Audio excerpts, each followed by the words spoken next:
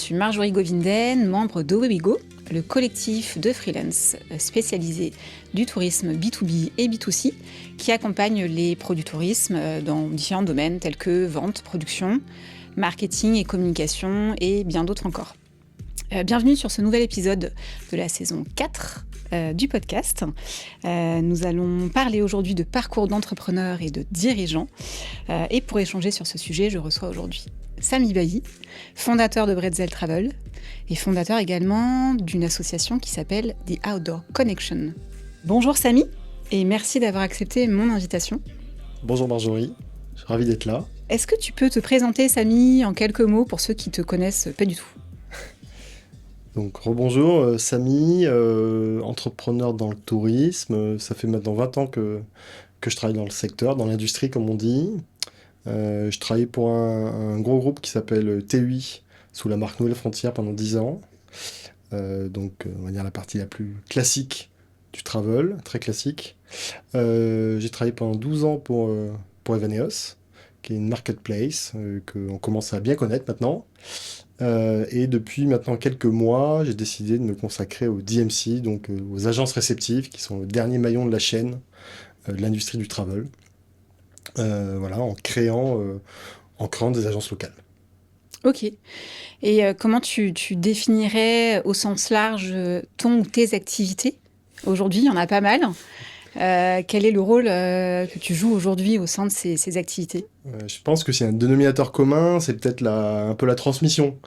Ça fait donc 20 ans d'expérience, ça donne envie de transmettre. J'ai toujours été un peu là-dedans.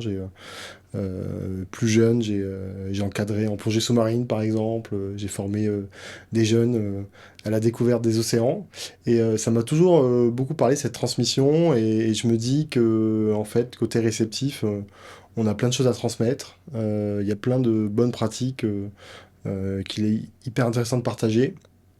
Et aujourd'hui, j'ai plutôt envie de ça, plutôt envie de transmettre tout ce que j'ai appris, mais aussi tout ce que les autres ont appris et qu'il est intéressant pour encore d'autres de recevoir. Ok, super intéressant. Je voudrais peut-être pour commencer revenir un petit peu sur ton parcours chez Evaneos. Donc tu le disais, tu es resté 12 ans chez Evaneos, donc un bon pan de vie. Qu'est-ce qui t'a donné envie de rester aussi longtemps dans cette aventure ? Ouais, c'est vrai que 12 ans, ça peut paraître une éternité. C'est clair. Surtout à l'échelle actuelle. À l'échelle actuelle. En fait, c'était... déjà, je suis rentré... j'ai rejoint Evaneos au tout début de l'aventure. C'était quoi ? C'était 2009, Evaneos ? Ouais, 2010 2009-2010. Ok. Il lève des fonds en 2011. Et là, le développement commence à s'accélérer. Et une des premières choses qu'ils font, c'est recruter quelques seniors, alors, avec 10 ans de métier à l'époque, hein, et c'est déjà énorme pour une start-up. Donc je rejoins l'aventure, en étant aussi associé à l'aventure. Ça, c'était hyper important pour moi. Après 10 ans de salariat, j'avais vraiment envie de m'associer à un projet. Je crois que j'étais le 5e salarié. Okay. Donc c'était vraiment le tout début. On était sous des toits dans le Silicon Sentier, on appelait ça. Donc c'est pas la Silicon Valley, c'est le Silicon Sentier. Et en fait, on était en train de construire l'Evaneos d'aujourd'hui. On avait lancé cette construction-là et on faisait tout. On faisait à peu près tout. Alors, il y avait des gens qui étaient plus typés marketing et d'autres plus typés sales et d'autres encore plus typés dev. Mais au sein de ces 3 familles, on faisait à peu près tous les métiers. Et progressivement, il a fallu se structurer. On a embauché des gens qui étaient plus spécialistes que nous des métiers que je t'ai cités là. La boîte s'est transformée. Et ce que je veux dire par là, c'est que le Evaneos que j'ai quitté l'an dernier, en 2024, n'était pas du tout le même que celui que j'ai découvert en 2012. Quoi. On était presque 200 salariés. Donc de 5 à 200, t'imagines, il y a toutes les étapes. Ouais. Il y a quelques étapes un peu clés. Ouais, exactement. Donc chaque fois, c'est des nouveaux challenges, passer ces étapes. Même moi, fondamentalement, je pense que j'ai changé de métier 3 fois. J'ai commencé en charge du développement des agences locales, donc les fameux réceptifs, dans le monde entier. J'ai fait ça 4-5 ans. Après, j'ai basculé comme country manager Je sais pas si tu vois ce que c'est la personne qui pilote l'activité sur un marché donné. Donc j'étais country manager en charge du marché français, donc j'envoyais les Français dans le monde entier. Et j'avais dans mon équipe des gens qui faisaient des sales, des gens qui faisaient du marketing, des gens qui faisaient de l'assistance client, voilà. Et tu es toujours en contact avec les DMC dans ton rôle de country manager? Ouais, Tu avais alors toujours ce fil indirectement, du conducteur? coup. Ouais. Indirectement, j'avais beaucoup de plaisir à garder contact avec eux, parce que c'est vraiment ça que je préfère dans l'industrie, comme je disais. Mais non, il y a des équipes, il y a des responsables de zone qui manageaient eux-mêmes des account managers. Donc j'étais indirectement en contact avec eux, quoi. Mais c'était aussi passionnant, hein. Donc voilà, plein de métiers différents qui m'ont fait rester 12 ans chez Vaneos. Ouais. Ouais. Ouais, c'est assez conséquent. Et alors j'imagine qu'il y a eu plein d'apprentissages sur ces 12 ans. Il y a eu un Covid au milieu aussi. Ouais, on oublie, ouais. Quels sont les 3-4 éléments clés, apprentissages clés que tu as pu avoir en fait sur ces 12 ans? Je pense que le premier, je pense que j'ai même découvert un mot, en tout cas dans le cadre de l'entreprise, qui s'appelle agilité. Et ça, c'est quelque chose qui était propre aux startups. Enfin, Ouais. on parlait pas d'agilité chez Nouvelle Frontière, hein.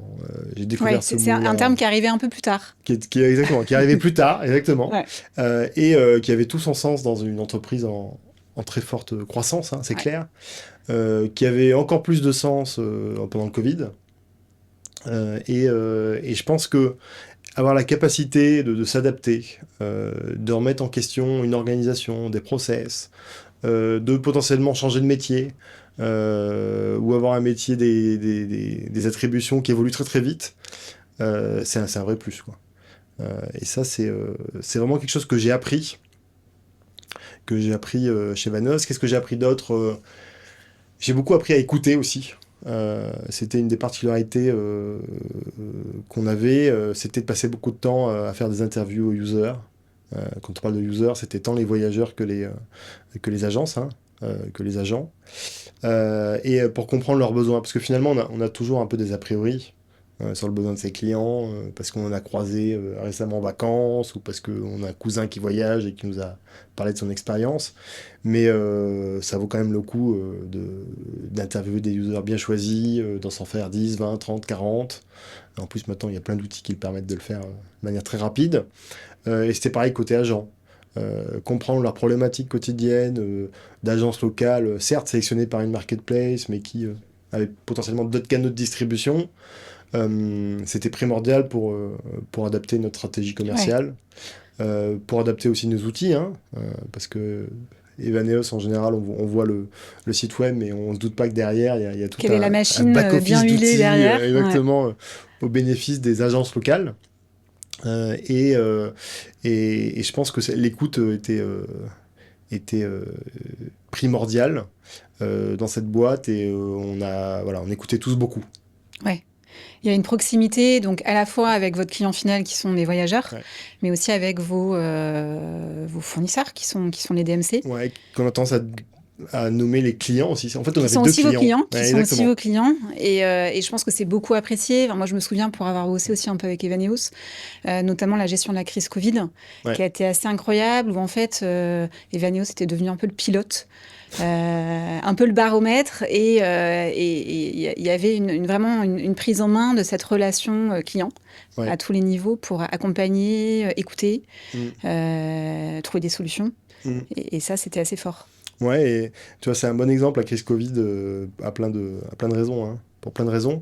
On a créé à l'occasion, en fait, souvent, il faut voir les crises comme une opportunité, hein, comme on dit, hein. On a créé à l'occasion de la crise Covid le Local Agency Committee. Et en fait, c'est quelque chose qu'on avait en tête depuis plusieurs années déjà, mettre autour d'une table des agences représentatives pour que les tenir au courant tous les mois de nos avancées, prendre leur avis. Donc c'est quoi? C'est un petit panel qui te C'est un permet petit de panel tester des très choses? exactement. Ouais. Et ça, on l'avait en tête depuis longtemps. On s'était dit, ça serait bien qu'il y ait cette espèce de regroupement qui nous challenge même sur les fonctionnalités à sortir, sur nos campagnes de com, je ne sais pas. On l'a fait en avril 2020, du coup, en pleine crise Covid. Bon timing. On l'a déclenché en avril 2020. Ok. C'est une des premières mesures qu'on a prises pour recueillir en fait les avis, les situations qui étaient parfois assez disparates, hein, Ouais. de nos partenaires, de nos clients qui étaient les agences. Et ce Local Agency Committee, c'est moi qui ai eu la chance de le créer, de l'animer pendant, je crois que j'en ai fait 30, tous Ok. les mois, Waouh. pendant près de 3 ans, sur des sujets hyper tendus au début, hein, parce qu'on parlait d'argent au début, hein, de trésorerie, hein, parce qu'on avait, sans rentrer trop dans le détail, mais collecté auprès des voyageurs, puis reversé nombre d'acomptes, nombre de Mm. soldes de voyage pour des Mm. voyages qui n'allaient pas se faire. Ouais. Donc il il y avait un enjeu de sécurisation de ces fonds pour pas que Kevenos se retrouve à faire la banque, Ouais. Eh oui, clairement. complètement. Après, il y avait des enjeux de relance aussi, pour parler de choses plus positives, où bah, une fois qu'on pouvait à nouveau voyager, comment est-ce que Evanos pouvait accompagner au mieux la relance du travel sur des destinations qui avaient pas les mêmes chances en termes de relance, hein. Il y a des destinations qui étaient ouvertes, qui n'avaient pas d'aérien, des destinations avec de l'aérien qui étaient fermées. Enfin, c'était aussi compliqué, ça rappelle souvent. Et voilà, et puis après progressivement, bah, on a pris leur avis de ce Local Agency Committee sur des développements de fonctionnalités futures, en particulier tech. Je pense à Paytravel, c'est une fonctionnalité qui a récemment été développée pour permettre aux agences locales de collecter les paiements des voyageurs qui ne sont pas des voyageurs Evaneos. C'est tout Ok. bête, mais euh, collecter des paiements quand on est à l'autre bout du monde, parfois ça peut être Mm. compliqué. Jusqu'ici, Evaneos le faisait que pour les voyageurs Evaneos, mais maintenant Evaneos peut collecter pour d'autres voyageurs. Ça s'appelle Paytravel, et ça a été co-construit avec les agences locales. Donc ce comité, beaucoup d'interview users, beaucoup d'écoute pour arriver à un produit qui, je pense, plaît beaucoup aujourd'hui, quoi. Ok. Donc agilité, écoute et co-construction. Ouais. Si je dois Ouais, résumer t'as raison, ouais, t'as parfaitement un petit suivi. peu Je pense que c'est tes ça, ouais, apprentissages, j'ai ouais. bien suivi. Des apprentissages et voilà, et en plus, c'est des apprentissages qu'on réalise avec beaucoup de plaisir, quoi. C'est hyper important. Ouais, carrément. Et j'avais une question aussi pour toi, alors plus sur un prisme entrepreneurial, parce que tu l'as compris, c'est ce qui m'intéresse aujourd'hui. Si tu avais des choses à refaire, si c'était ton business, tu les aurais fait Hmm. différemment? Est-ce que tu penses à des choses en particulier? Est-ce qu'il y a des choses que tu aurais abordées différemment? Est-ce que tu aurais pris des décisions différentes? Qu'elles étaient bonnes ou pas, mais est-ce que Ouais, bien sûr, ouais, il y a quelque chose qui te vient en tête? il y a une première chose qui me vient en tête. Alors, déjà, il faut savoir que chez Evaneos, on prenait beaucoup les décisions collectivement. Ça, c'est hyper important. Et c'est pas vrai dans toutes les boîtes. Et c'était vraiment très coopératif. Donc, ce qui, en général, laissait la possibilité à des gens qui avaient des avis différents de partager leur Mhm. avis, d'être challengés, parfois de faire changer la direction au sens large que prenait la boîte. Donc, c'est arrivé peu de fois. Peut-être ce que j'aurais fait, moi, c'est développer peut-être un réseau réceptif chez Vaneos, Ok. sur les destinations où il était difficile d'en trouver, difficile d'obtenir, d'atteindre les standards qu'on s'était D'obtenir une qualité de fixés. service qui était Exactement. à la hauteur de vos standards, ouais. C'est ce que j'aurais fait, mais je suis pas persuadé que ça aurait été une bonne idée, parce que c'est bien de rester focus. Et je pense que la raison d'être d'Evaneos est d'être une marketplace sur laquelle on retrouve des agences qui sont indépendantes d'Evaneos, indépendantes les unes des autres, euh, et, euh, et se rajouter effectivement une business unit qui aurait eu vocation à développer des DMC. Je pense que ça nous aurait défocusé, donc je pense pas que ça aurait été une bonne décision. Ok, ça marche. On le saura pas, ou en tout cas, sauf si c'est prévu dans les plans d'Evaneos. Donc aujourd'hui, tu as tourné la page Evaneos. Mm. Après ces 12 ans, ça fait à peu près un an et demi que tu as quitté Evaneos. Et tu accompagnes, tu finances, tu co-crées des DMC. Est-ce que tu peux nous en dire plus? Et ce qui m'intéresse de savoir, c'est par rapport à l'ensemble de ces activités ou de cette activité, sur quel pan en fait tu interviens toi précisément? Mm. Mm. Ouais, donc ouais, tu l'as compris, la partie préférée pour moi de l'industrie sont les DMC. Ouais. Et donc aujourd'hui, fort d'une expérience avec un ami, on avait on avait co-créé un DMC à Madagascar il y a de ça 12 ans déjà. Escapade. Voilà, Escapade à Madagascar, ouais, Ouais. petite page de publicité. Le meilleur réceptif sur l'île. Et en fait, ça marche plutôt bien. Ça a pris assez vite, ça a plutôt bien marché. Mon associé sur cette aventure, Damien, vit à Madagascar. Moi, je vis en France, même si je passe régulièrement quelques mois à Madagascar. Mais on a trouvé le bon équilibre et cette expérience positive et réussie m'a eu envie de faire la même chose, plutôt sur des destinations où on manque de réceptifs. Je considère qu'on manque de réceptifs. Quand je dis on, c'est le marché, hein, c'est pas nous. En Europe, tu sais, il y a des flux qui évoluent quand même. Si avant, le tourisme sur mesure en particulier était très long courrier, Mm. peut-être 80, 85, 90% des flux, aujourd'hui, on a une partie de ce flux qui revient en Europe. Et en France Et aussi. en France en Ouais. particulier, ouais, Ouais. absolument. J'ai pensé qu'il y avait une opportunité. C'est pour ça que depuis quelques mois, on a décidé avec des amis, en général c'est toujours une affaire d'amis, de monter des agences réceptives en Europe. Donc on a commencé avec Bretzel Travel, qui est basé en Allemagne, à Cologne, pour accueillir des voyageurs français dans un premier temps. Et l'an prochain, je pense qu'on accueillera nos premiers voyageurs américains. Ok. Et ça fonctionne plutôt bien. Le réceptif a été lancé début mars officiellement. Et je comptais hier, on a confirmé déjà 21 dossiers. Alors ça peut paraître peu, hein, à l'échelle d'un gros tour Ouais. opérateur, mais c'est le Sur tout les premiers mois début. de démarrage, C'est plutôt bien, c'est plutôt surtout qu'on bien. est arrivé après le lancement de la saison, hein, en général, sur ces destinations-là, c'est plutôt janvier que, Mm. voilà, on a pris un peu de retard au lancement. Ça marche plutôt bien et on a croisé quelqu'un qui s'appelle Loïc, qui est un passionné de l'Écosse et qui avait décidé de vendre son réceptif basé à Édimbourg. Ok. Bon, on a sauté sur l'occasion avec des copains là. Donc on a une deuxième entité qu'on opère maintenant depuis fin mai, hein, donc c'est presque un scoop, hein, ce que je t'annonce, qui s'appelle Brightside Merci pour le Travel. scoop. Brightside Travel, donc basé à Édimbourg, qui accueille des Français qui viennent en Écosse et plus globalement au UK, quoi. Ok. Voilà, la boîte fonctionne déjà un peu, on a déjà des premières confirmations, et l'idée c'est de dupliquer ce modèle de réceptif assez light, très orienté sur mesure, plutôt à l'échelle de l'Europe. Ok. D'accord. Et donc, pour en revenir à ton rôle à toi, est-ce que tu es ce dénicheur de DMC à vendre ou de gap sur le marché que tu as envie de combler? Est-ce que tu es celui qui accompagne au quotidien le Hum, business? Quel est ton rôle Quel est mon aujourd'hui rôle? dans ces activités ou en tout cas le rôle que tu imagines plus tard? Concrètement, mon rôle là pour ces DMC, c'est déjà d'identifier les opportunités.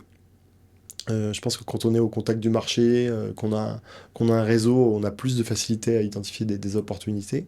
Et une fois qu'elles sont identifiées, donc en termes de destination, en termes d'entreprise, moi j'adore animer, coordonner, organiser. C'est des choses qui me plaisent beaucoup. Que ce soit organiser des sociétés, des équipes. euh, Enfin, ça me parle beaucoup. Alors, et puis je pense, une culture générale, je vais dire, du travel, qui est assez large. Et alors, je suis pas community manager, mais je sais exactement à quel moment est-ce qu'il faut commencer à travailler sur les réseaux sociaux, combien investir, je connais les indicateurs de performance, je sais les suivre, je saurais challenger une agence de communication, je saurais challenger un community manager. Chose que ne savent pas forcément faire des DMC, qui peuvent être Ouais. parfois isolés, loin de ces métiers-là. Plus concentré sur le produit. Exactement. Ouais. Donc voilà, je pense que je suis un bon chef d'orchestre, qui a la capacité à identifier un endroit pour jouer, les bons musiciens, et, euh, Et voilà, ça me plaît. Ça me plaît. Alors, je ne sais pas tout. Je mets les gens aussi en connexion les uns avec les autres. Construire un réseau de DMC, ça permet de pousser les gens à échanger leurs bonnes pratiques aussi. Ouais. Et là, par exemple, on organise un séminaire en septembre là, autour de Topresa avec tous les responsables des DMC dont on parle. Là. Escapade sur Madagascar, Brightside Travel sur l'Écosse et Bretzel Travel sur l'Allemagne. Sur l'Allemagne. Et tout le monde va venir partager ses problèmes, une partie des solutions qu'ils ont trouvées. S'ils n'ont pas trouvé la solution, ce sera l'occasion de récupérer la solution chez un confrère. Et ainsi de suite. Et ça j'y crois beaucoup. Je pense pas, encore une fois, avoir la solution à tout, mais par contre, je suis persuadé de connaître quelqu'un qui a la solution. Voilà. Ok. Et quelle est ta stratégie derrière tout ça? Est-ce que c'est finalement une stratégie qui repose sur des opportunités? Ou est-ce que tu as déjà ton plan à 10 ans ou à 15 ans, te disant je veux être là dans cet espace-temps? Je dirais un peu des deux. Ok. Le plan à 10 ans, c'est de construire un réseau de réceptifs à l'échelle de l'Europe. Ça, c'est le plan. Après, ça sert beaucoup par opportunité. Je pense que il y a des destinations où c'est tout de suite pertinent, mais peut-être qu'il n'y aura pas d'occasion. Et d'autres destinations où c'est pas du tout pertinent, où ça sera parti dans un temps d'eux, mais en fait une occasion peut se présenter. Je crois beaucoup effectivement à la saisie des opportunités dans ce type de développement. Ouais. Ok. Ça marche. Et donc, Escapade Amada, finalement, sort un peu de ce prisme DMC Europe. Super Desti, c'est un partenariat qui existe depuis super longtemps, qui est un peu loin aussi. Et donc, avec un sujet d'empreinte carbone un peu lourde. Comment tu gères, toi, ce paradoxe entre j'accompagne un DMC qui a du talent, qui a un super avenir, et un souci aussi de défendre des valeurs qui sont liées à un tourisme responsable? Écoute, ouais, c'est pas un paradoxe complètement par Il hasard, n'y a hein, pas de finalement. question piège, hein, mais Ouais, c'est intéressant en fait de voir comment toi ouais, bien sûr, bien sûr. Ouais. tu gères ce paradoxe et quel est ton état d'esprit par rapport à ça. Ouais. Alors, tu vois, je te répondrais que c'est pas un pur hasard. Bon, déjà, Madagascar, faut savoir que effectivement, il faut émettre 2 à 3 tonnes de carbone aller-retour pour aller à Madagascar. Ça, Ouais, c'est une certitude. incontestable. Ouais. Incontestable. Aujourd'hui, un Français moyen, c'est 10 tonnes à peu près par an. Il faudrait qu'on tende, comme on le sait tous, hein, Eh oui, j'espère, vers 2 tonnes ouais, pour limiter le réchauffement à 1,5 degré, quoi. c'est ça. C'est ça Donc le tu plan. vas à Mada et tu t'arrêtes de Déjà, vivre exactement, tu arrêtes de vivre pendant un an. pendant un an. Donc voilà, donc ça c'est hyper embêtant effectivement pour la destination, je te rejoins. Après, faut savoir que développer le tourisme sur ces zones éloignées, c'est aussi une manière d'aider les populations à sortir parfois de la pauvreté dans laquelle elles sont. Donc effectivement, il y a les émissions carbone, Mm. mais il y a aussi ce qu'on apporte, nous, Européens, en voyageant à Madagascar. On apporte des devises. Il faut savoir que pour 1000 euros dépensés dans un voyage à Madagascar, hein, sur la partie terrestre, tu as 850-900 euros qui restent à Madagascar. Parce qu'ils sont dépensés dans les hôtels, alors certaines appartiennent à des expatriés, mais il y en a aussi beaucoup qui appartiennent à des malgaches, À des locaux. Mm. à des locaux, parce que, bah, comme tu sais, tu fais travailler des guides, Mm. des chauffeurs, Des prestataires locaux. des prestataires locaux. Souvent des individuels. Exactement. La freelance. nourriture, elle est Ouais. locale. Hein. Tu fais pas venir, Ouais. en fait, tu fais pas venir de l'extérieur quelque chose à Madagascar pour manger, hein, heureusement. Donc voilà, il y a un impact économique hyper fort d'un voyage à Madagascar. Et le PIB, la part du PIB touristique à Madagascar, c'est 6 à 7%. C'est beaucoup. Et c'est c'est là-dessus que je veux insister, redistribué. L'industrie du travel redistribue ses revenus beaucoup plus largement, de manière beaucoup plus équitable que celle du pétrole, que celle de la pêche, que voilà, je peux t'en citer plein d'exemples, que les pierres précieuses, il y en a aussi à Ouais, Madagascar. ouais, Je c'est peux un te vrai dire que sujet à Mada aussi. Mm. voilà. Ça assure aux professionnels aussi des conditions de travail qui sont décentes. Voilà. Elle a plein d'effets très positifs. qu'il faut certes, qui sont un peu contrebalancés, je te l'accorde, par les émissions carbone nécessaires aux Européens qui vont à Madagascar, mais nous, ce qu'on fait, c'est que déjà, on développe le tourisme régional. Alors, on fait venir les gens de moins loin. Alors, tu vas me dire, mais qui... en fait, les Réunionnais, déjà. Figure-toi Ouais, que le la- tourisme régional, donc les voisins, les les îles voisins, voisines. Ouais. exactement, le tourisme régional. Les Réunionnais, en fait, la population de la Réunion, je crois qu'elle augmente de 10% par an. Donc en fait, ton marché, il augmente de 10% par an. Mhm. Donc c'est fantastique. On a le Sud-Africain aussi, qui, eux, la population alors, augmente, mais en plus, ils ont un niveau de vie qui augmente Ouais, fortement un pouvoir et qui d'achat leur plus donne important. envie, effectivement, de voyager. Les Mauriciens, on n'a pas encore beaucoup à Madagascar, mais ils sont les bienvenus. Ouais, c'est plus, sans doute un peu plus difficile Ouais, en termes de pouvoir d'achat, mais effectivement, il y a quand même un petit marché un petit marché. Donc auquel ça, on c'est peut s'intéresser. un des premiers. Et nous, on a multiplié par deux notre croissance sur le... Enfin, on croît 2 fois plus vite sur la Réunion, par exemple, que sur la métropole, Ok. pour Madagascar. Donc ça, c'est hyper positif. Après, il y a des solutions qui consistent aussi à partir moins souvent. On pousse pas les gens. L'idée, on les pousse pas à revenir à Madagascar l'année suivante. On leur propose de revenir quelques années après, et puis pour des durées longues, Pour un séjour plus pour un long, séjour plus et long. là, en l'occurrence, la Destis s'y prête complètement. Exactement. Ouais. Ici, effectivement, les transports, ils sont relativement lents. Si on veut faire un bout de Madagascar, faut quand même plusieurs semaines. Donc ça s'y prête bien. On pousse les gens à le faire. Et nous, on a augmenté nos durées de voyage je crois que maintenant, on est proche des 18 jours. Là où Ok. il y a 5 ans, on était plutôt à 14. Je crois que c'est ça de Ok. mémoire. Donc voilà, on pousse les gens à rester plus longtemps, à venir un peu moins souvent, même si ça ne nous arrange pas.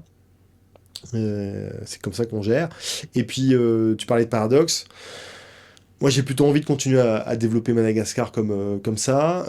Et parallèlement, j'ai envie de compenser. Alors, le mot est sûrement mal choisi. Les puristes diront non, il faut arrêter de compenser, etc. Euh, Moi, j'ai plutôt envie de compenser en développant des destinations européennes. Et en poussant les gens à y accéder un maximum en train ou en bateau, hein. Pour l'Écosse, c'est possible. En Allemagne, en train, en fait, on est assez proche de. Ouais, il y a beaucoup de choses, beaucoup de villes provinciales, pardon, qui sont accessibles en train. Moi, par exemple, j'habite au-dessus de Grenoble et je prends facilement le train jusqu'à Strasbourg et après je continue sur toute l'Allemagne. C'est assez facile. Ça coûte pas beaucoup plus cher que l'avion, faut arrêter avec ça. Et les trains allemands sont certes un peu plus en retard que les trains français, mais hyper agréables. T'as pas une voiture bar, t'as une voiture restaurant en Allemagne. Voilà, c'est hyper sympa. On s'éloigne un peu du sujet, mais ce que je veux dire par là, c'est que voilà, c'est un peu ma manière. J'ai envie de continuer à développer des destinations très lointaines comme Madagascar, et Madagascar en particulier. Et je compense en développement également des destinations plus proches, parce que je suis persuadé qu'une partie des flux, comme on le disait au début, va se reporter sur l'Europe. Une Ouais. partie des flux, en particulier des voyages sur mesure, lointains. De plus en plus, j'entends dire que les voyages en courrier, c'est OK pour tous les 2 ans, tous les 3 ans, mais que dans l'intervalle, en fait, avec quasiment le même budget, on est prêt à découvrir l'Europe. On peut s'autoriser à faire quelques escales européennes. Ouais, Ouais. exactement. Et juste pour revenir sur le sujet DMC, puisque c'est aussi un peu le fil conducteur de ton activité aujourd'hui, euh, ma question pour toi, elle est un peu cash. C'est est-ce qu'il y a un vrai avenir dans les DMC? C'est aussi une question qu'on se Hmm, pose pas mal bien dans la sûr. profession. On parle de saturation de Desti, on parle de difficulté à recruter des personnes sur le terrain en France, mais aussi ailleurs en Europe. On parle aussi de l'IA. Hmm, Qui commence à faire pas mal de choses intéressantes et qui accompagne de plus en plus de voyageurs ouais. dans la construction de leur voyage. Est-ce que monter un DMC aujourd'hui, c'est encore un vrai projet d'avenir? Écoute, nous, c'est notre pari, alors évidemment, ma réponse va être très subjective. Si je reprends un peu tes points d'alerte, Mm. d'ailleurs j'en ai un dernier qu'il faudra que je rajoute.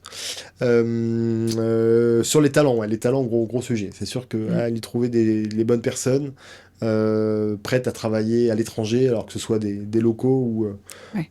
ou des expats, c'est hyper challenging. Mais alors ça fait partie pleinement du métier de DMC, je pense.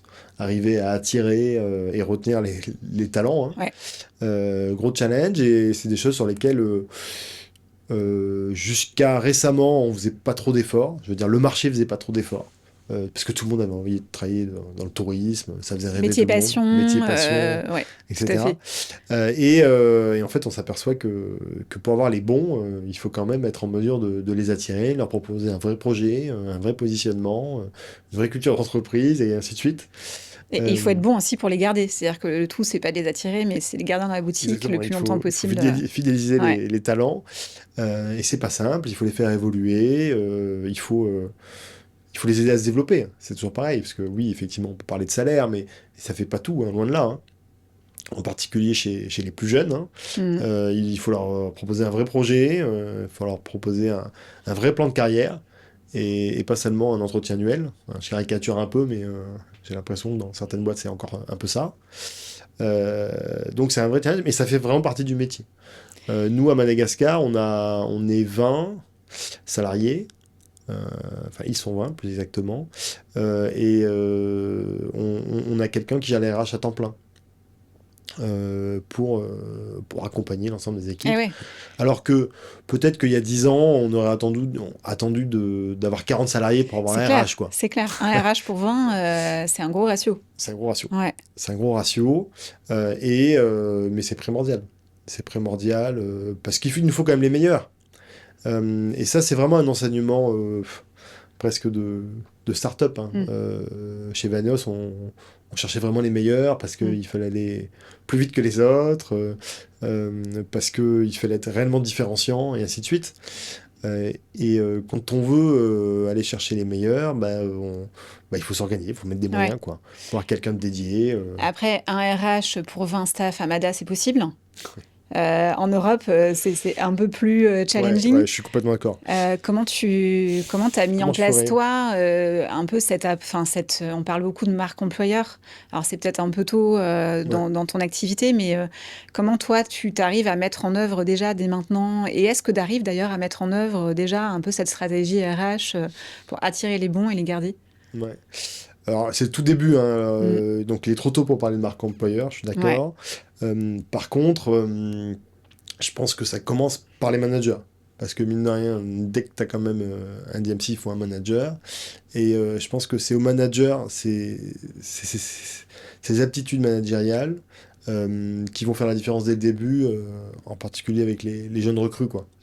Ça veut dire quoi? Ça veut dire déjà créer un véritable, comment dire, un climat de coopération, qui est pas un climat de managérial, up-down, quoi. C'est vraiment une coopération qui va se mettre en place, avec un manager capable de recevoir des feedbacks, capable d'en faire de manière précise, argumentée, et régulière aussi.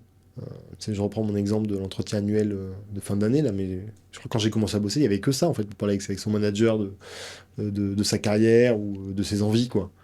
1 heure par an, quoi. ouais, Et aujourd'hui, dans tous les DMC qu'on met en place, on a des rendez-vous hebdomadaires, alors qui ne parlent pas de carrière toutes les semaines, hein, mais en tout cas qui laissent de l'espace, pour que, entre le collaborateur et le manager, qui font partie de la même équipe, d'ailleurs c'est des mots qu'on utilise quasiment plus, ouais. collaborateur-manager, pour aborder tous les sujets, pour que tout le monde se sente bien, quoi. Et s'imagine dans la durée, quoi. C'est hyper important. Ok. Et est-ce que tu cherches à répliquer un peu, même si on est sur une activité différente, mais les bonnes pratiques d'Evaneos aussi, et notamment à associer tes nouveaux collaborateurs dans une Ouais. démarche tu parlais de coopération, est-ce que ça va jusqu'à la co-création et pourquoi pas la participation dans l'entreprise? Ouais, oui, oui, évidemment. Enfin, je pense que chez Vanos, j'ai vécu, enfin, j'ai appris énormément, et j'ai tout de suite eu envie de dupliquer, quasiment à l'identique, les bonnes pratiques, mais je vais pas te surprendre, je pense, mais ça marche pas partout, quoi. Ça marche pas T'as un partout. exemple? Les bonnes pratiques, je sais pas, chez Vanos, par exemple, on en a parlé, enfin, à un moment, d'ailleurs, on a été une entreprise libérée. Tu vois, au vrai sens du terme, hein, où le jour où en fait on fait notre saut en parachute, c'est comme ça que disent les gens qui font l'entreprise libérée, et où en fait tout le monde fait ce qu'il veut. Et l'ensemble des équipes a l'obligation de coopérer un peu from scratch pour potentiellement reconstruire quelque chose de différent ou faire évoluer la boîte vers l'envie de tout à chacun, quoi. Ok. Pas facile à faire en tant que manager, comme tu imagines. Bon, ça a déjà été très challenging à mettre en place à l'échelle, enfin, en France, enfin, dans notre culture. Ouais. Ça l'est encore plus à Madagascar, par exemple. Ouais. Parce que en fait, les Malgaches ont pas encore eu l'habitude, enfin, d'avoir toute cette liberté Ouais. dans l'entreprise. Et d'expression aussi, cette d'expression, liberté exactement. d'expression. On leur demande pas toujours leur avis Exactement. et c'est assez nouveau. Et dans plein d'endroits du monde, c'est encore complètement le cas. Ouais. Enfin, l'Asie, je t'en parle même pas. Ouais. Donc en fait, tu peux pas transposer à l'identique Mm. tout. En particulier qu'on a les habitudes managériales, quoi. C'est impossible à transposer tel quel, donc il faut l'adapter. Moi, en général, je partage mon ambition, ma volonté à mes managers. Je prends leur avis. En général, ils sont contre, hein, complètement. Je sais pas, le dernier exemple en date, c'est la transparence des salaires. Je Ouais. dis, mais qui est un vrai sujet, hein. Alors, tout le monde n'y est pas en Europe, mais du coup, moi, je me suis dit, bah, je peux peut-être lancer le truc à Madagascar. Hein, c'est bien, il y a les salaires. Alors, en amont des salaires, enfin, il y a un job qu'on a fait depuis qu'on a créé la boîte, c'est que les salaires ont une véritable logique. C'est ça. Tu as quand même une grille de rémunération Exactement. qui est un peu homogène et qui va pas générer des frustrations de Exactement. part et d'autre. Moi, j'étais parti du principe que, au regard de ce travail-là, on pouvait publier la grille, que ça ne posait aucun problème. En fait, non. Personne Ça n'était partait prêt. d'une super Bah intention. ouais, c'est vrai qu'ils n'étaient pas prêts. Et voilà, donc voilà, il faut surtout, je pense, écouter. Voilà, on revient un peu Ouais. à ce qu'on disait tout à l'heure. Je pense que c'est des bonnes pratiques. Moi, je reste persuadé que la transparence des salaires, c'est quelque chose de très positif. Et j'ai toujours envie de la mettre en place à Madagascar, mais il faut que les gens y soient prêts. Et je pense qu'il ne faut pas brûler les étapes. Par contre, en Allemagne, est-ce que Hugo, le manager, l'a fait? Je sais pas, mais je pense qu'il serait prêt à le faire. En Écosse, c'est déjà le cas. Euh, donc, voilà. Ok. Et donc, peut-être pour rebondir sur cette dimension un peu culturelle, comment tu prépares tes agences à prendre ce virage IA, à se préparer à ce petit choc-là et à pas laisser passer le train? Ouais. Bah, je pense que bon, l'IA, je pense qu'on est tous beaucoup à y croire, hein, on va pas se mentir. Ce qu'il faut différencier peut-être, c'est des choses qu'on peut faire aujourd'hui grâce à l'IA, des choses qu'on pourra faire seulement demain, quoi.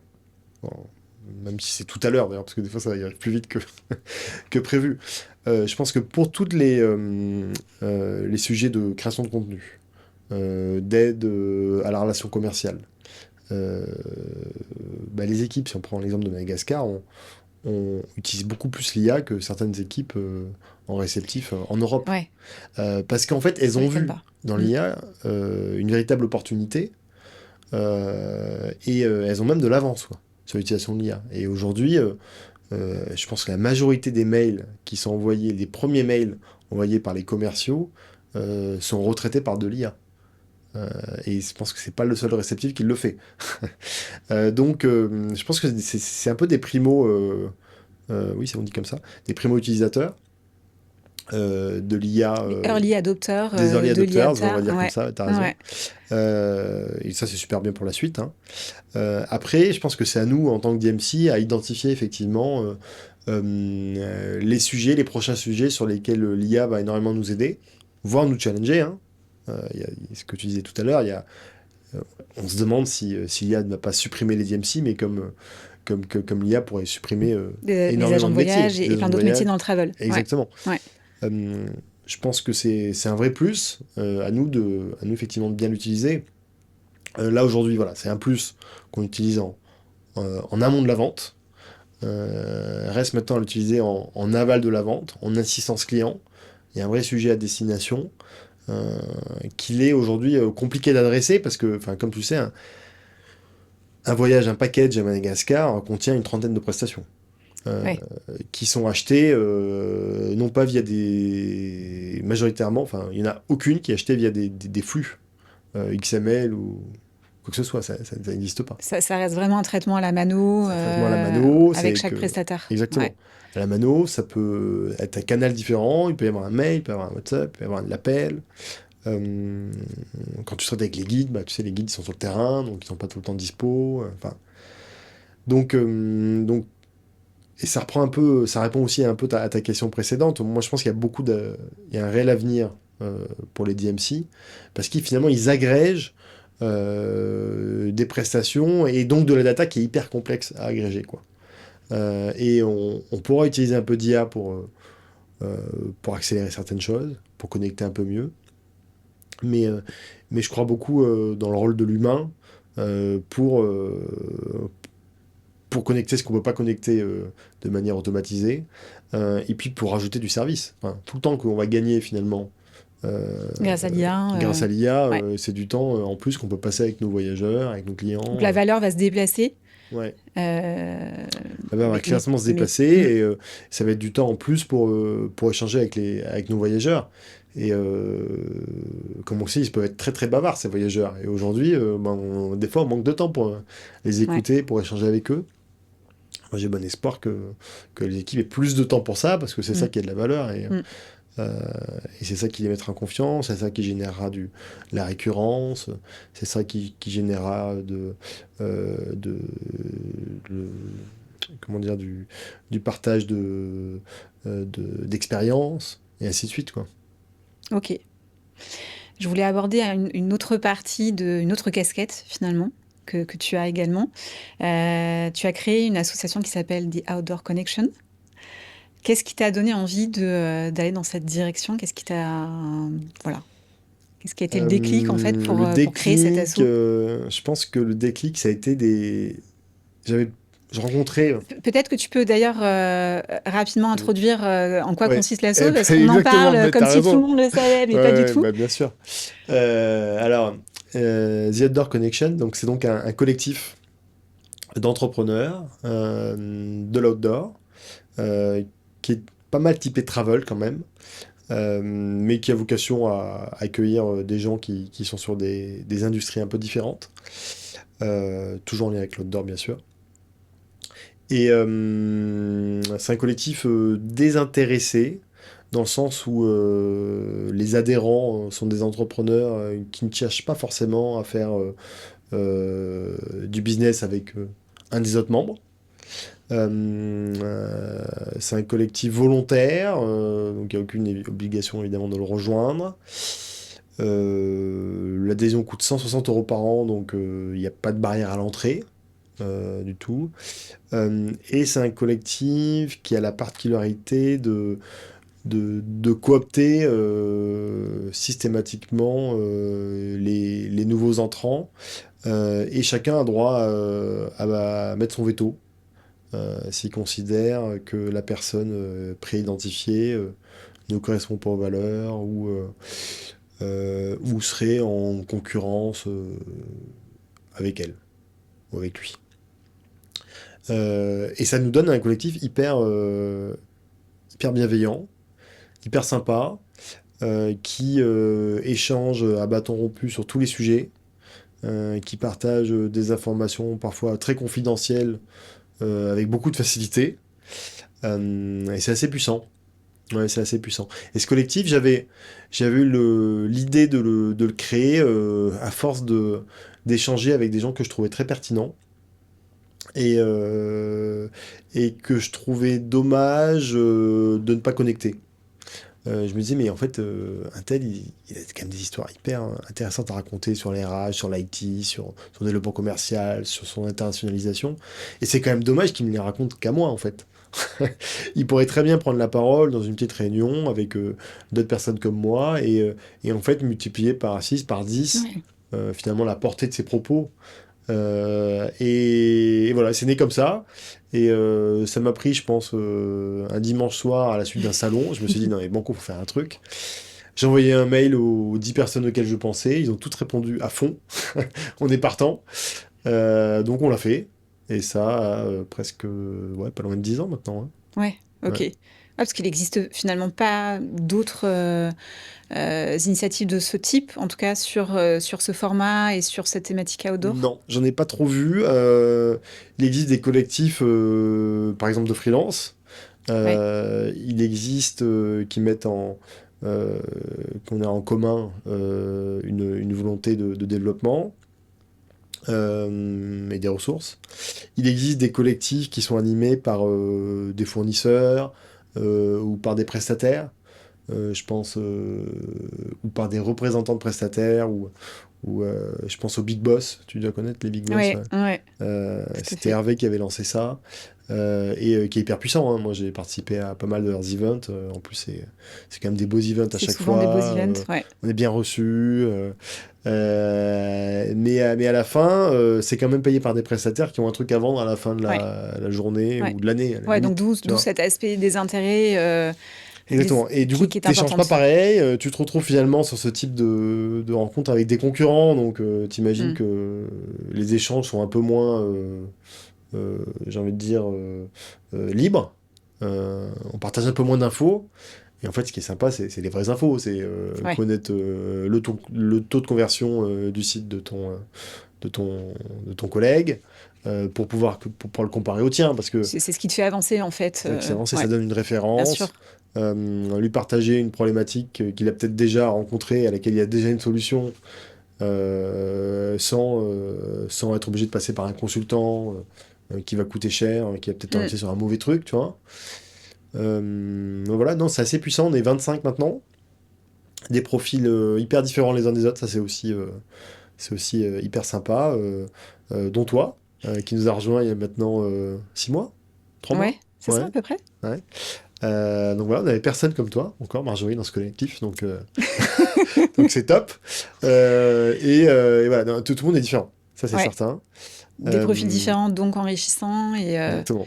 et des partages de vos galères aussi, parce qu'il y a aussi un sujet dont on parle parfois, qui est la solitude un peu de l'entrepreneur. Et donc, c'est Ouais, aussi un forum où on peut échanger de façon assez libre ouais, sur ses vraies galères, son langue de bois, et avoir aussi un peu de soutien ou de ouais, de support. soutien, Ouais. de bons conseils. Mm.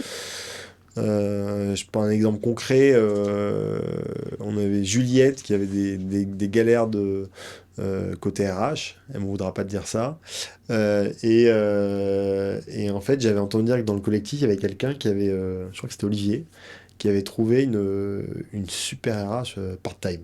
Parce que voilà, c'est une petite boîte, pas encore les moyens d'avoir une RH à temps plein, qui plus est une senior, enfin, tu vois, c'était inaccessible. Et du coup, bah, je dis à Juliette, bah écoute, contacte Olivier, il paraît qu'il a une super DRH part-time, prends-la peut-être qu'un jour par semaine, et ça va peut-être changer d'avis, quoi.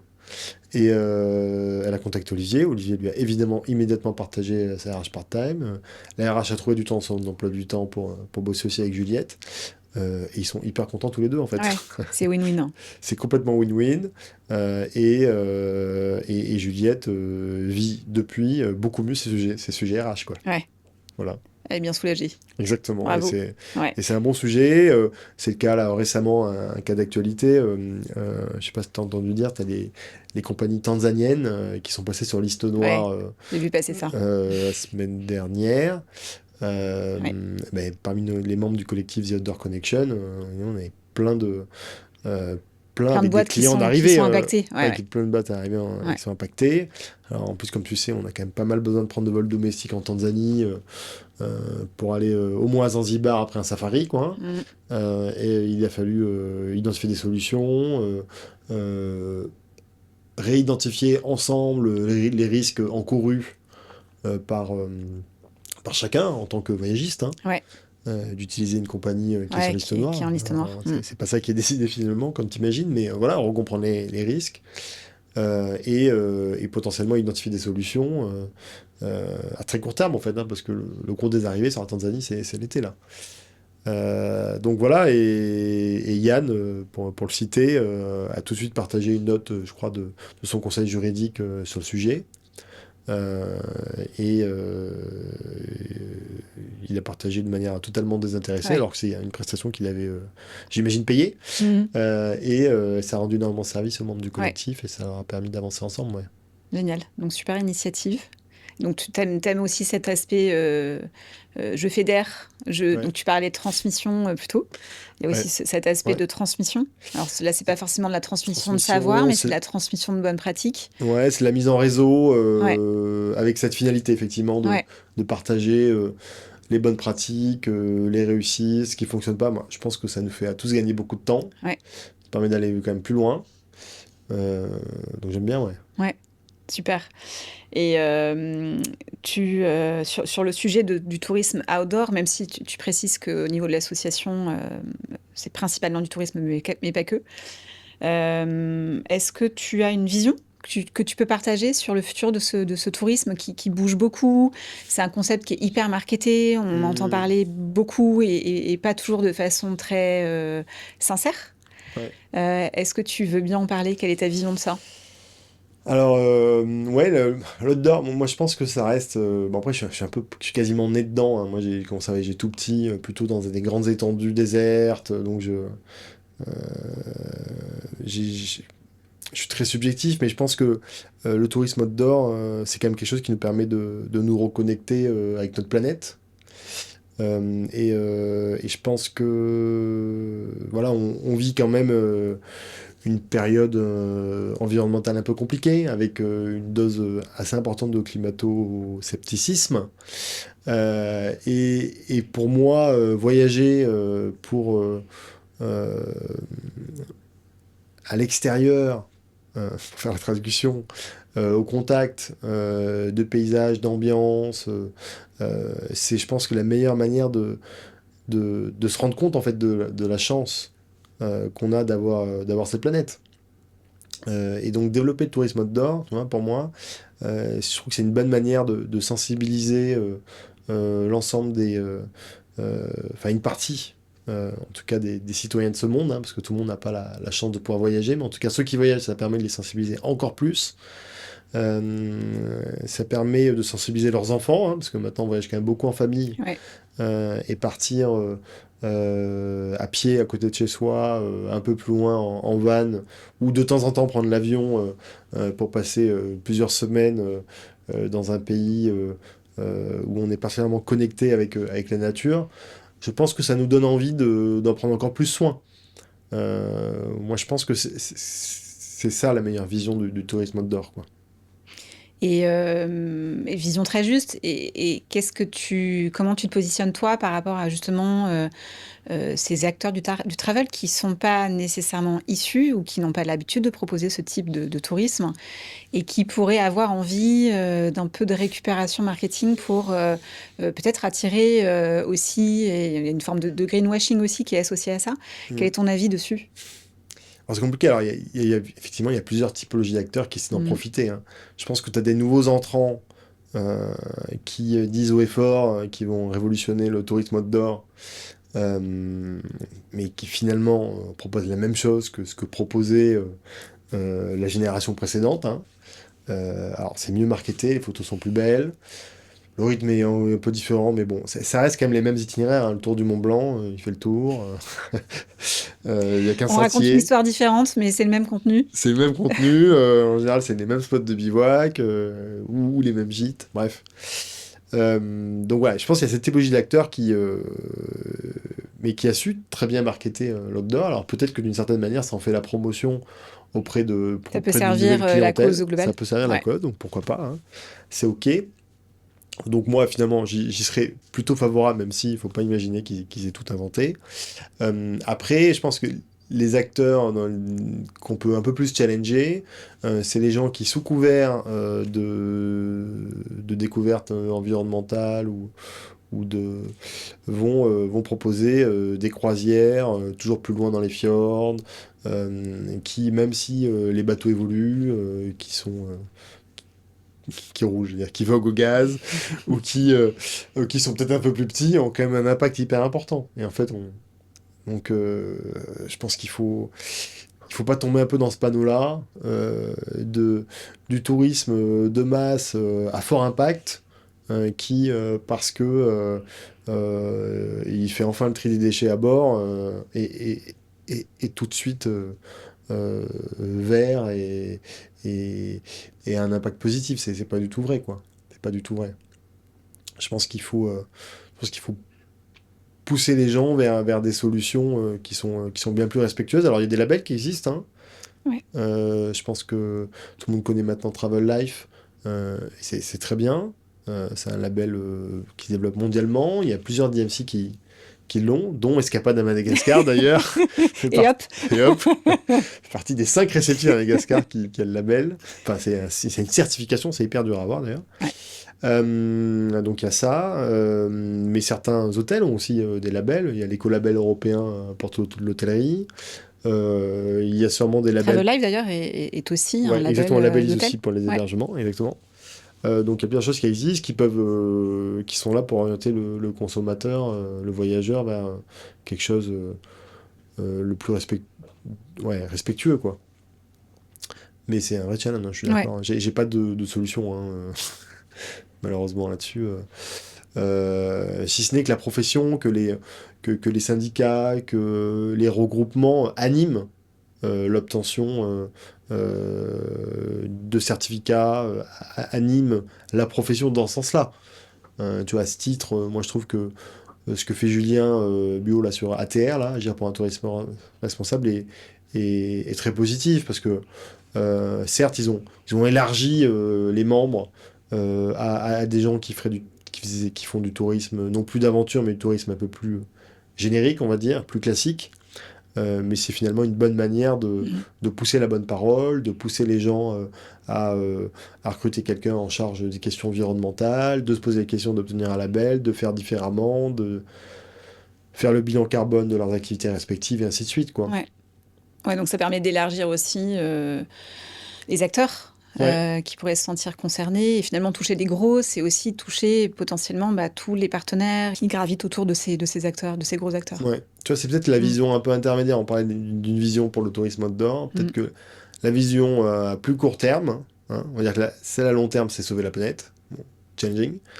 À plus court terme, c'est peut-être d'emmener l'ensemble d'une industrie vers un impact beaucoup plus mesuré du tourisme. Et peut-être que c'est finalement notre rôle.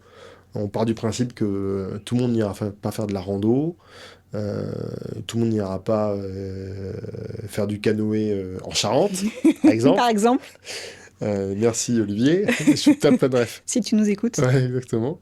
Dans la belle région de Cognac.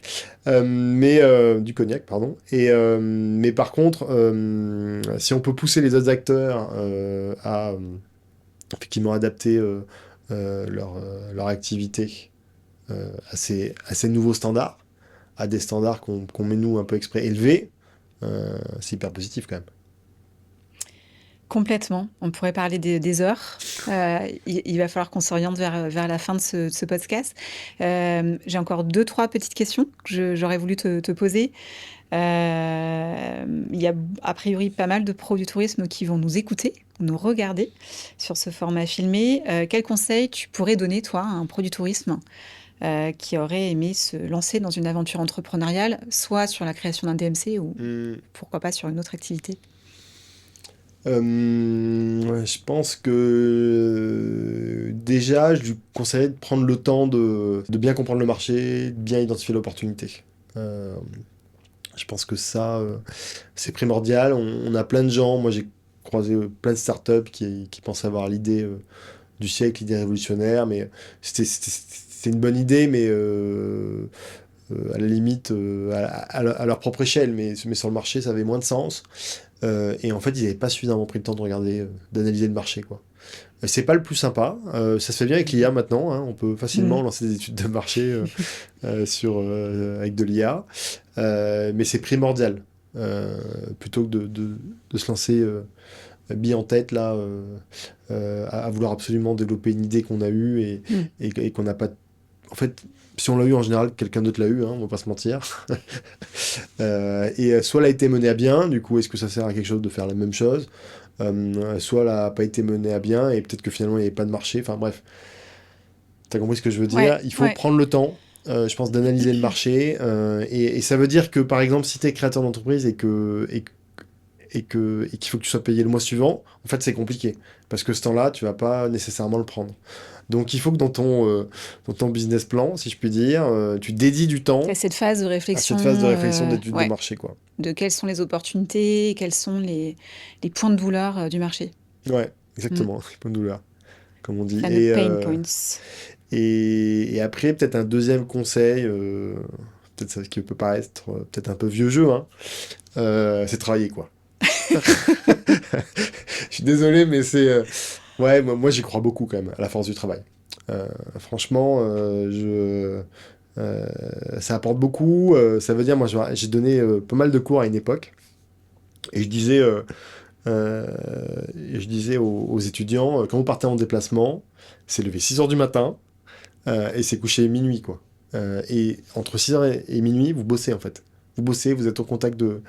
Moi, j'étais beaucoup en contact des DMC. Vous passez du temps avec eux, vous comprenez leur quotidien, vous leur posez plein de questions. Enfin, c'est comme ça que ça marche, quoi. C'est pas 8 heures de boulot. Ça peut pas fonctionner comme ça. C'est plutôt près de 20 heures de boulot en déplacement, quoi. Et bon, je sais pas si la médecine du travail m'entend. Je suis désolé pour ça.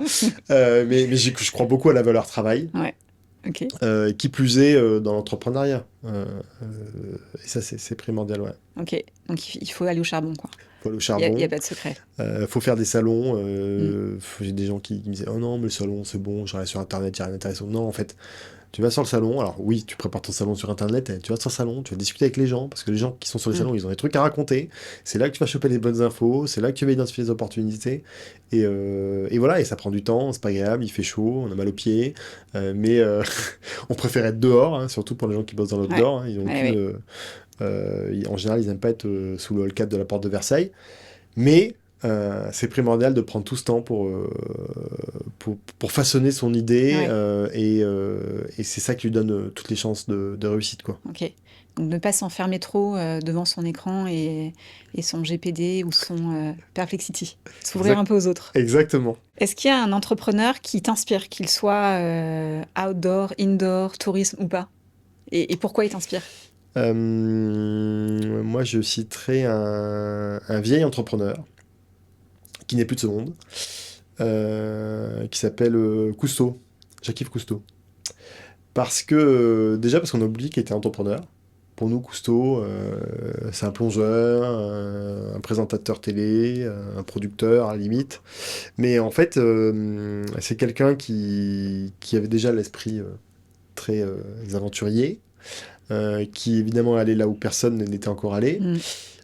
mais qui a su aussi trouver des solutions de financement pour ces explorations. Et c'est un des premiers, par exemple, à être allé chercher des mécènes, à revendre ses prestations sur la Calypso, en disant, bah voilà, effectivement, je peux explorer, mais je peux aussi rendre service à telle ou telle industrie en louant les services de la Calypso. C'est le premier aussi, ouais, il y a un truc aussi qui est fort, hein. En fait, il a créé le scaphandre autonome. En fait, on a tendance à l'oublier, mais il a créé le premier scaphandre autonome, qu'il a inventé vraiment, hein. Il a créé une boîte qui s'appelait pas comme ça à l'époque, mais qui s'appelle maintenant Aqualung. En fait, c'est Cousteau qui a lancé initialement Aqualung. Bref, il a fait énormément de choses, et pour moi, ouais, j'adore le personnage parce qu'il est, pour moi, voilà, à moitié aventurier, aventurier, explorateur et entrepreneur, quoi. Ouais, Ok, voilà. merci pour le partage, De rien. Samy. On arrive à la fin de cet épisode. Merci à vous de nous avoir écoutés et regardés.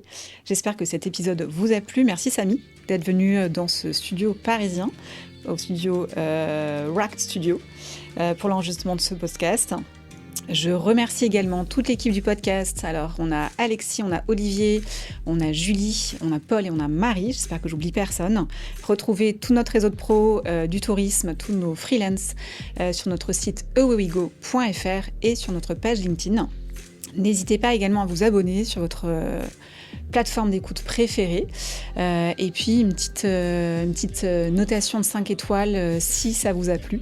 Serait la bienvenue. Ça nous aide à vous proposer du contenu toujours plus qualitatif. Donc ce serait super chouette. Merci à vous. On se retrouve très bientôt pour un nouvel épisode de ce podcast Away We Go. Merci, à bientôt. Merci Marjorie. Merci Bye. Samy, bye.